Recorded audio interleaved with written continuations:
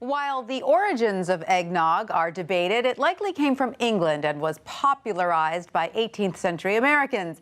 But after falling out of favor in the more recent past, this year the thick and creamy holiday drink is enjoying a resurgence in popularity, with some brands even selling out. Joining us now to discuss how he's keeping up with demand is Eric Snowdeal, brand manager for Organic Valley's largest cooperative of more than 1,800 farms. Hi, Eric. Happy holidays. I have some eggnog right here. I believe you have some as well. I just happen to have some eggnog here. Happy holidays. Amazing. So tell us, Eric, this is a good season for eggnog. Is it also a good season for Organic Valley? We are having a record-setting year. We have 60% growth over last year, which is astounding, really. It's normally a pretty predictable growth year over year. We might see low single digits growth, so 60% is just incredible. And so how much of this has to do with the eggnog? That's the question, right? I think a lot of it has to do with eggnog, and I think there's a lot of reasons for it. I mean, of course, we make an awesome tasting, award-winning organic eggnog. Esquire magazine a few years ago called it the best eggnog you can buy. Bon Appetit this year said it had the best flavor of all the eggnogs that they tried. So first and foremost, it's just an awesome eggnog, and we love it as more people find it. And every day I start my day with consumer comments who say, "Hey, I tried your eggnog for the first time. This is the one I'm going to buy." And so, it's Eric, did you see this strong demand then coming for the eggnog? So you're not running out? We are not running out. We did see strong demand coming.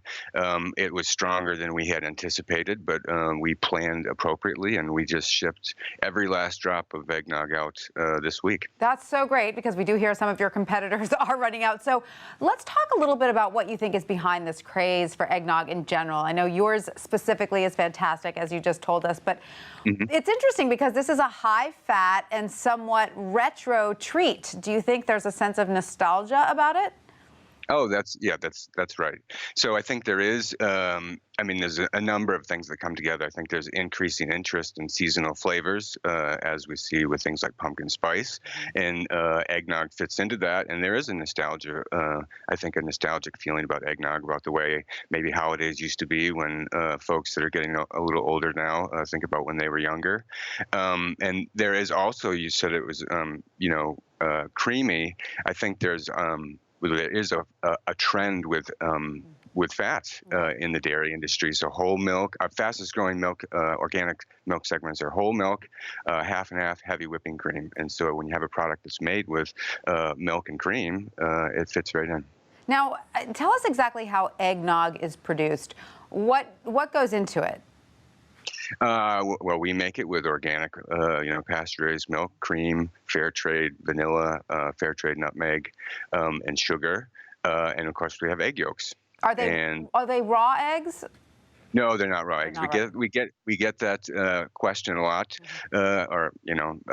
occasionally from consumers. No, they're pasteurized in the process of making the eggnog, so it's heated and it's perfectly safe to consume. And are you offering different flavors of eggnog? As you mentioned earlier, these Christmas spices, especially pumpkin spice, is so popular.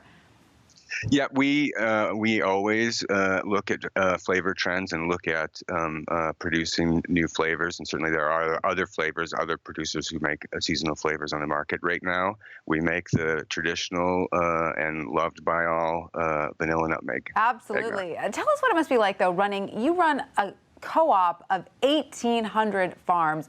You must be one busy guy. I mean, are you traveling all the time? Are these farms all around the country? I do. It's a pleasure and a privilege to be able to get out and, they're small family farms. And so get out and talk to the farmers and, being able to work for the farmers and produce great products that consumers love is just really, I have to pinch myself. Fantastic. Such a great job. And are the cows keeping up with the demand? Do they have to, is there a lot of pressure on them to produce this time of year? Well, we have happy, healthy cows who are kind of laid back. Oh, good, good. Now, we've also heard that people are getting a little creative with eggnog now. They're adding some to their coffee. They're putting it in cookies and milkshakes. Are you hearing that as well? Oh, that's right. I myself start my day with a cup of coffee with a little bit of eggnog this time of season and read consumer comments from the day before. I've had eggnog pie, eggnog custards. Eggnog and coffee is really trend, like I said, is a common trend.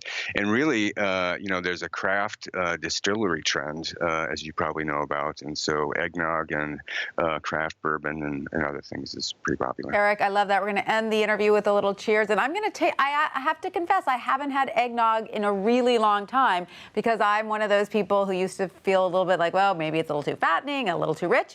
So I'm going to have a little taste now and remind myself. I'm going to have a taste too. Cheers. Cheers.